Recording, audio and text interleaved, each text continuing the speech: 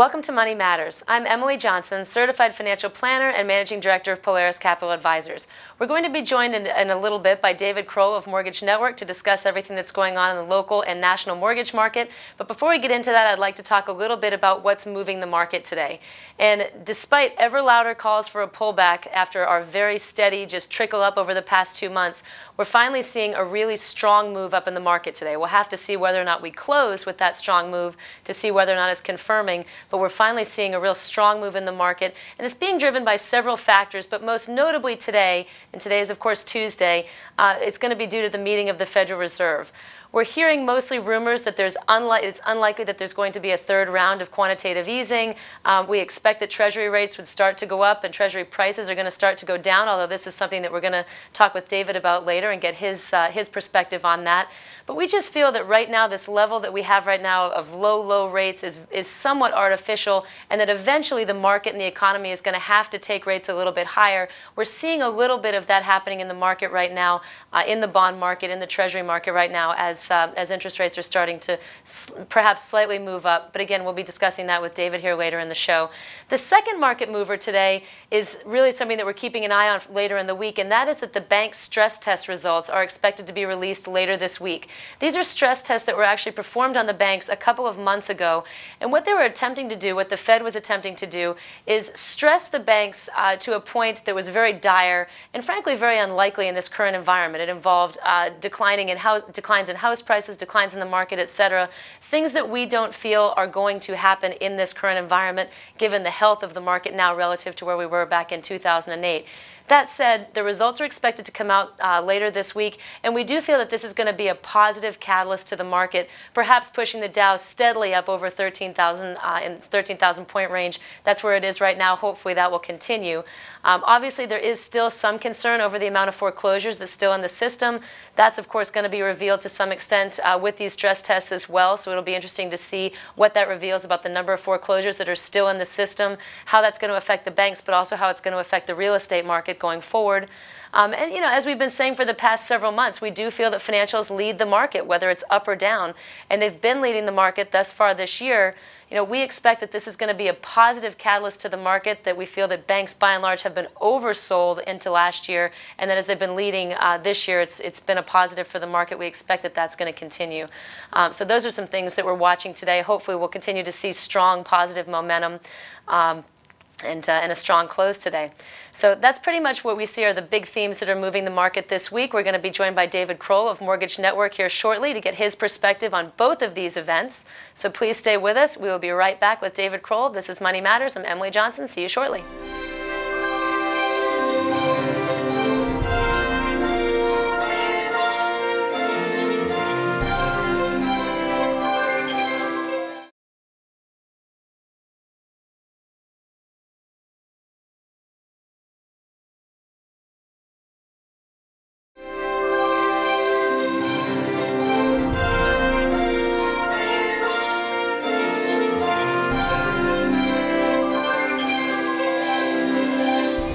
Welcome back to Money Matters. I'm joined today by David Kroll, the Southeast Manager of Mortgage Network, based here in Hilton Head.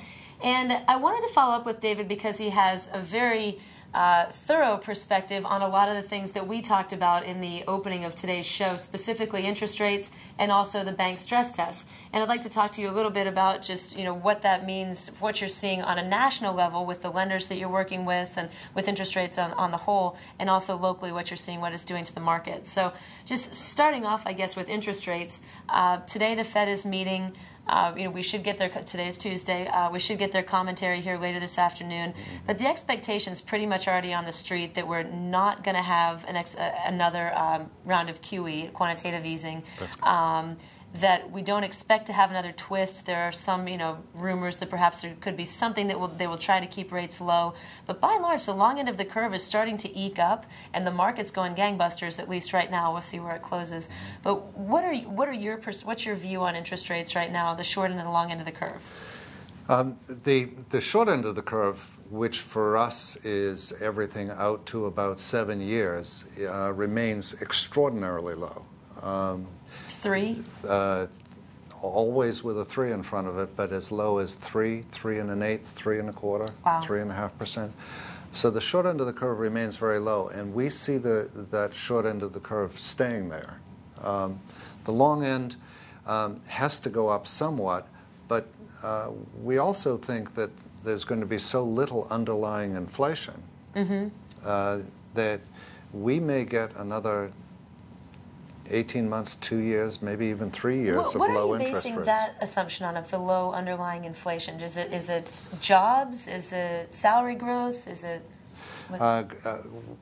The economy is improving. Certainly the markets are improving. But what's interesting is that the growth in GDP is really quite small. And the traditional generators of inflation aren't there. So we're expecting interest rates to remain at a historically low rate. Now remember that historically low for us is anything at 5% or less. Right. And we're at fixed rates at 3.99% today. So 5% is still extremely low. Do you think that when it starts to move, though, that it will start to move quickly? Because I hear talk of at some point there'll be hyperinflation. That right now we're going to remain somewhat stagnant, perhaps stay low, artificially low, but that when the long end starts to move, that it's going to move quickly. We look to people like you. Okay. For that answer. We've been running a $2 billion business for the last 4 years with 3 to 6 month business plans. Now that sounds like an almost impossible task, and that's also the way it feels. So when I say we're looking at relatively low interest rates for 2 to 3 years, that's a very long-term forecast to us. It is. It feels like a long-term forecast. Anything out beyond 6 months over the last 3 years has been impossible to forecast. So we're looking to people in the financial sector to start to give us a perspective of where. We're looking at we're looking at interest rates and bond prices, and specifically we're looking at the 10-year, the 10 and the 20-year treasuries, and little by little we expected that to start moving a lot sooner, and that has just remained very low, very stagnant, and it's starting, and today of course is not necessarily a great indicator. It could be the beginning of something, or it could be a non-event. But today, it's really starting to, start moving back up again. Bond prices going down. This is the first time we've seen a reasonable move up in several months now. That's right, and the 10-year is our keynote, is our Rock of Gibraltar in the mortgage industry. So the industry is creating $1.5 trillion worth of mortgages based off of the 10-year. And that is unlikely to change for some period of time to begin. And that underlying that is the fact that the average life of a mortgage remains only about 4.5 to 5 years. Well, that was going to be my next question. Are you seeing that the turnover of mortgages is shorter now because interest rates are low and they have been continuing to decline? Or is it getting extended because credit is an issue, people are staying in their homes longer, et cetera? Which factor's winning on that? We believe that that traditionally relatively short period, that's the period that people retain a mortgage, which would be 4 to 5 years, is going to lengthen. Who knows by how much, but it will lengthen because a couple of the big variables have changed. One of which is, if you've got an extraordinarily low, record low interest rate, your incentive to move is less. Right. Also, we may be in a recovery, but it's a jobless recovery. Right. And so employment mobility, which is a big factor that causes people to move, isn't there. So people are going to be hanging on to their houses. They're going to be hanging on to the low interest rate. In global terms, in countrywide terms, that may extend 4 to 5 years all the way out to 7 years. But never, never, ever do we think in our industry of somebody actually hanging on to the mortgage for 30 years. Right. That's how the public sees it, but we don't. Here in Hilton Head, I mean, we're impacted as well by the fact that people could be working longer and not necessarily retiring earlier. Is that factor, is that something that you're seeing impacting our local market here, that folks aren't moving down here or retiring here? That's absolutely the case. However, we do believe that that shift, that's going to shift shortly. Why? What would cause that to? Hilton Head back in the 70s and 80s became a retirement primary residence market, and the residents of Sea Pines who came here at that time are now in their 70s and 80s. Right. In between then and now, we've had a very large influx of second homeowners, which is a totally different demographic. Those are people who are wealthy enough to keep the home up in Connecticut or Ohio or Massachusetts and afford a significant home down here. But that's a relatively small sector of the population. Now what we're about to experience, as soon as a little confidence comes back into the equity markets... We're trying to kick it in there every day. We are. What we're about to experience is, given a little bit of confidence, the baby boom's going to start retiring in big numbers. Yeah. That means that the Belfairs, the Colletons, the Berkeleys, the Hampton Lakes, the Hampton Halls, they're going to switch their second home tags on the door for primary residence tags as people begin to retire. So we're going to have a whole new community here that looks a lot like the original Sea Piners. Right. Because they're going to stay put. That's really interesting. So it's fun. Yeah. Well, if you stay with us for just a minute, we'll be right back. We have to take a quick break, and we'll be right back with a few more questions for David Kroll. Thank you very much. This has been Money Matters. We'll be right back.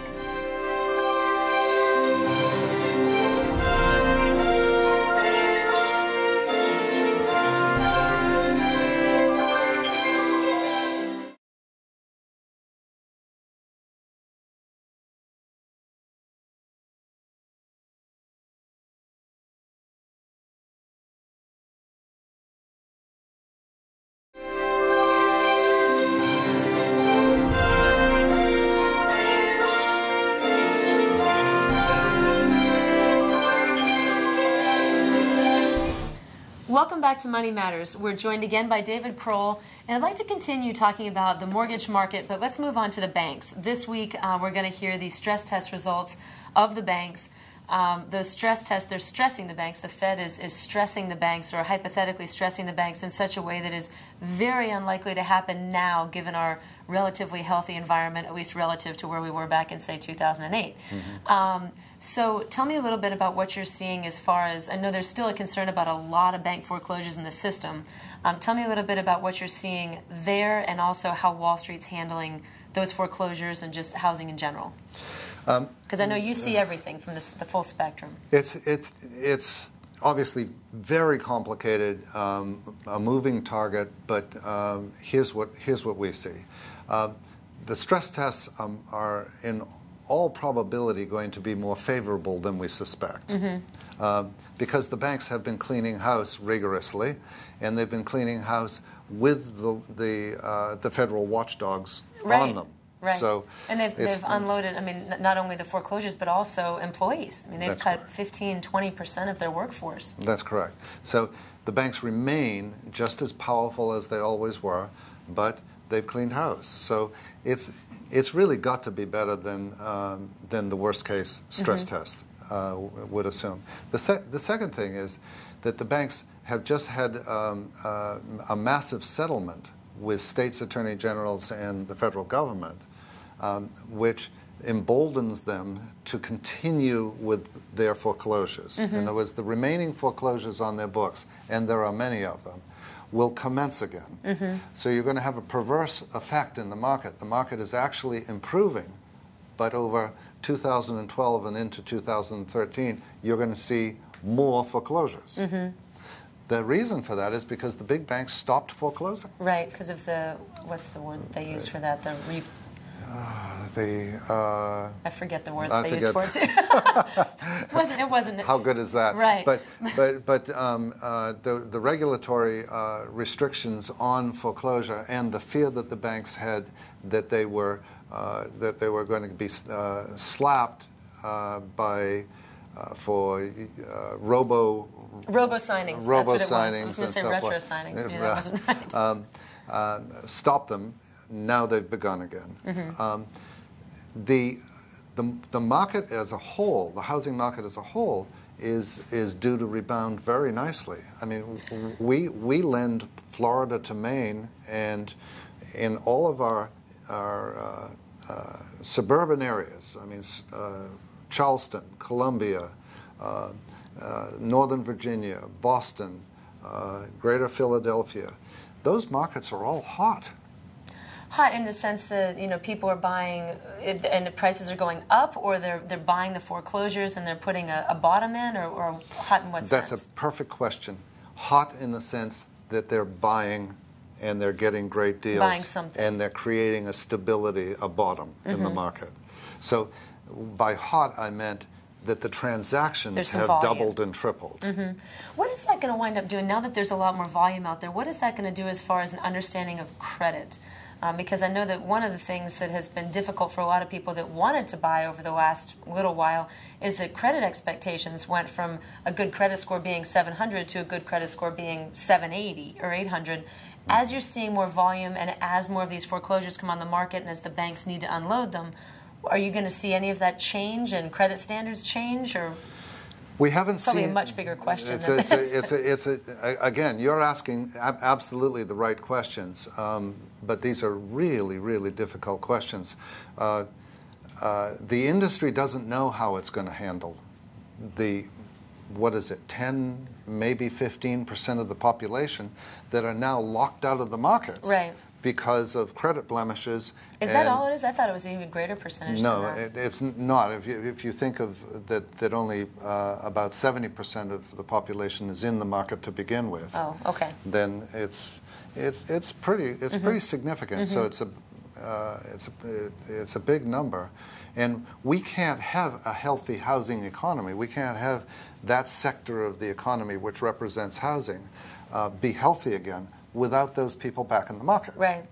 So we know that the federal government has a willingness through Fannie Mae and Freddie Mac and the U.S. Housing to relax credit conditions in the future. But it's sort of a third rail at the moment, and no politician's willing to step up to it. Because if you stepped up to it at the moment, you'd be accused of recreating the mess. Exactly. You see. You can't win on that. You can't win on that one just yet. Now, how do you anticipate, and what are you hearing rumor-wise as far as how the large banks and even community banks are going to handle this influx of foreclosures? Are they going to address it differently? Are they going to try to, now that they're back going through with the foreclosures, they're in the system, they know how bad it looks on their balance sheets, are they going to try to rush them through? What do you expect? More flexibility, less? All the big banks are, at this point, experienced in the art of notification, process, foreclosure. Believe it or not, banks weren't very good at foreclosure when this all started. It seems like it's a one-off case. Every case is different. It doesn't seem like there's a system that... There still isn't a system, but they're more experienced. So it is smoother. All of the folks who handle short sales will tell you that it has become much smoother. The folks that handle foreclosures much smoother. But we're even hearing rumbles from Bank of America, for example, that they may be reducing the principal amounts of loans. That's amazing. That's what people have been asking for a long time. That would be huge. Do you agree with this? That a lot of these large banks have already written down that principle. They've looked at their portfolios as a whole. They have their, their economists and actuaries, everything on staff that do that, and they've written down their however many billion-dollar portfolio to a certain amount based on that. Is it somehow going to harm the banks to now look to reduce that principle, or is that something that they perhaps should have done previously? There are legal hurdles to knocking down the principal. So that's not an obvious route. Bank of America has had to basically create its own bond pools in order to be able to take the write down. Okay. And then have they been selling those? That's correct. Okay. That's correct. So there's still a market for that. That's right. That's yeah, good. That's good. Wall Street is still not in the mortgage market. Your industry still not in the mortgage market. Private equity after seems to be, 4 though. years, but they're coming back. Right. They're coming back, and when they do, mortgages will, in all likelihood, be nearly as flexible as they were before. Gosh, we're going to have all kinds of positive things to talk about going on now. I don't know. believe What are we we going to are. do then? Yeah, So, I know. well, thank you very much for joining us again pleasure. today. I appreciate you're going to have to come back because we always have more things we need to talk about. But this is David Kroll of Mortgage Network, and hopefully he'll be joining us again soon. Please wait for just a moment. We'll be right back after this commercial. This is Money Matters, and Emily Johnson will see you shortly.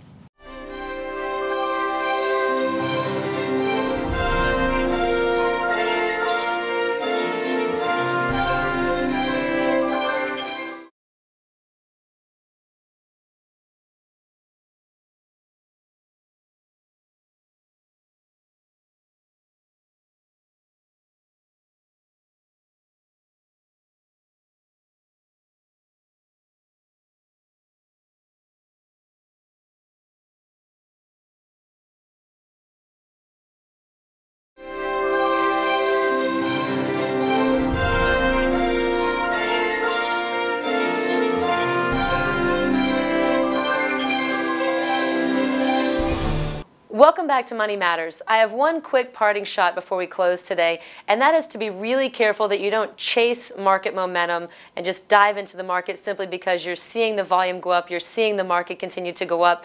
There will be points of entry for you, and we talk a lot about technical analysis in the market. We talk about resistance levels where we feel that the indexes, certain indexes, are hitting a point of resistance and are likely to pop back down. There's a lot of talk about technical indicators in the market.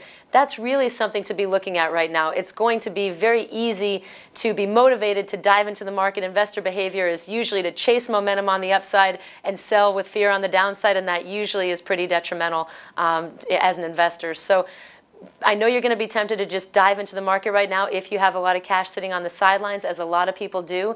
But just be careful not to simply chase market momentum. Have the list of stocks, funds, perhaps specific managers that you want to invest with and through. Keep that list, and as you see those points of entry, then go ahead and make your move. But don't necessarily just chase the momentum. Oftentimes that can have detrimental effects. So that's my one parting shot for the day. Hopefully we'll wind up with really positive news that I can deliver next week. Certainly welcome all of your thoughts. Would love to have more of your comments and thoughts on what we can do with this show on our Facebook page at Money Matters Polaris Capital Advisors, and also send me an email, give me a call anytime. I welcome your thoughts and look forward to hearing from you. So until next week, I am Emily Johnson. This is Money Matters, and we'll see you soon.